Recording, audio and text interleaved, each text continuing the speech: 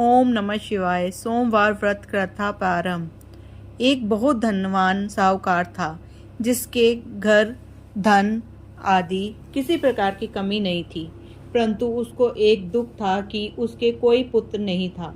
वह इसी चिंता में रात दिन रहता था। वह पुत्र की कामना के लिए सोमवार को शिवजी का व्रत और पूजन किया करता था तथा सायंकाल को शिव मंदिर में जाकर शिवजी के श्री विग्रह के सामने दीपक जलाया करता था।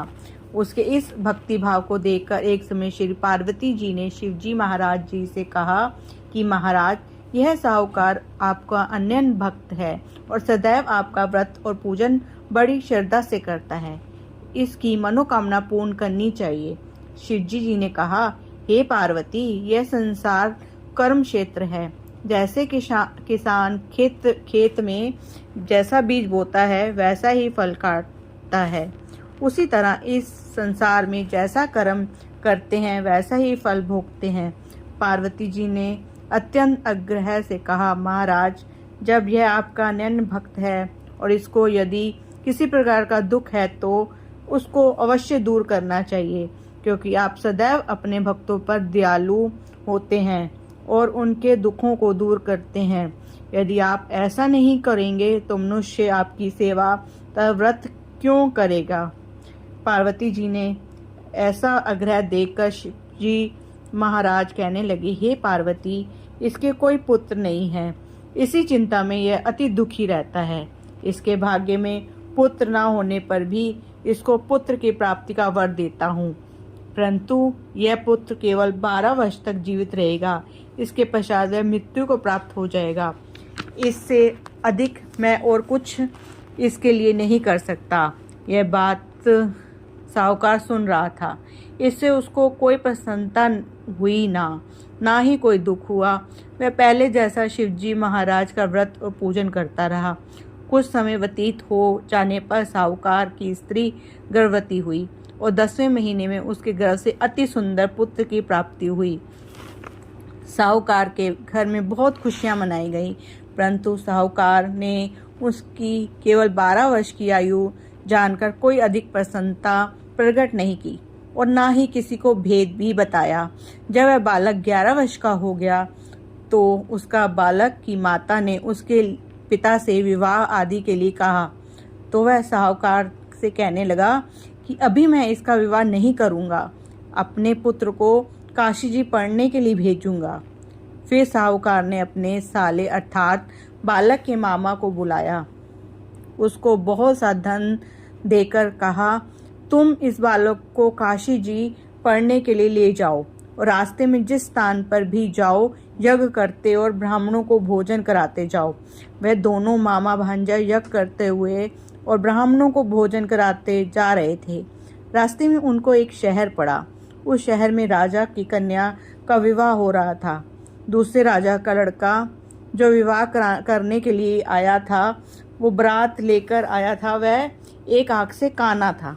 उसके पिता को इस बात की बड़ी चिंता थी, कहीं वर को देकर कन्या के माता पिता विवाह में किसी प्रकार की अड़चन पैदा ना कर दें। इस कारण जब उसने अति सुंदर सेठ के लड़के को देखा तो मन में विचार किया, क्यों ना दरवाजे के सामने इस लड़के से वर का काम चला जाए। ऐसा विचार कर वह पिता ने उस लड़के और उसके मामा से बात की तो जो वह राजी हो गए। फिर उस लड़के को वर के कपड़े पहना दिए गए, घोड़ी पर चढ़ाया, दरवाजे पर ले गए। सब कार्य प्रसन्नता से पूर्ण हो गया।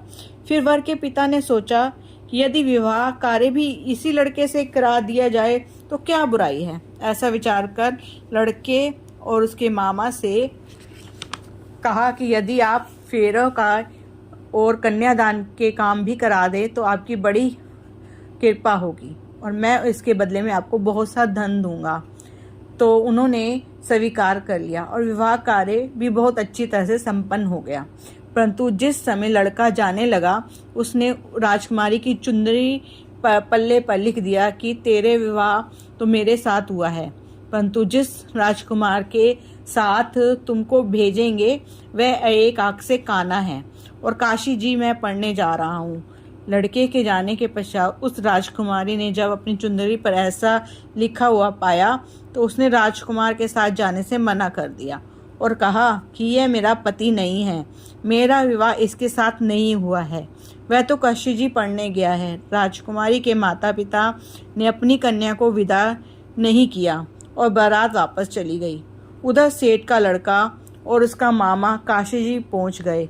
वहां जाकर उन्होंने यज्ञ करना और लड़के ने पढ़ना शुरू कर दिया। जब लड़के की आयु 12 वर्ष की हुई उस दिन उन्हें यज्ञ रचा रखा था। लड़के ने अपने मामा से कहा, मामा जी आज मेरी तबीयत कुछ ठीक नहीं लग रही है। मामा ने कहा, जाओ अंदर जाकर सो जाओ। लड़का अंदर जाकर सो गया। थोड़ी देर बाद उसके प्राण निकल गए। तब उसने मामा आकर देखा तो वह मुर्दा पड़ा था। उसको बड़ा दुख हुआ और सोचने लगा कि अगर अभी मैं रोना पीटना मचा दूंगा का कार्य अधूरा रह जाएगा। अतः उसने जल्दी से यज्ञ का कार्य समाप्त कर ब्राह्मणों के जाने के बाद रोना पीटना आरंभ किया। संयोगवश उसी समय शिव पार्वती जी उधर से जा रही थी। जब उन्होंने जोर जोर से रोने की आवाज सुनी तो पार्वती जी से कहने लगी, महाराज कोई दुखी रो रहा है, उसके कष्ट को दूर कीजिए। जब शिव पार्वती पास आए तो उन्होंने देखा कि वहाँ एक लड़का मुर्दा पड़ा था। पार्वती जी कहने लगी, महाराज यह तो उसी सेठ का लड़का है जो आपके वरदान से हुआ था। शिव जी कहने लगे, हे पार्वती उसकी आयु इतनी ही थी सो यह भोग चुका है। तब पार्वती जी कहने लगी, हे महाराज इस बालक को और आयु दो, नहीं तो इसके माता पिता तड़प तड़प के मर जाएंगे। माता पार्वती के आग्रह से भगवान शिव ने उस लड़के को जीवित होने का वरदान दिया। शिव जी की कृपा से वह लड़का जीवित हो गया। शिक्षा समाप्त करके लड़का मामा के साथ अपने नगर की ओर चल दिया। दोनों चलते चलते उसी नगर में पहुंचे जहां उसका विवाह हुआ था।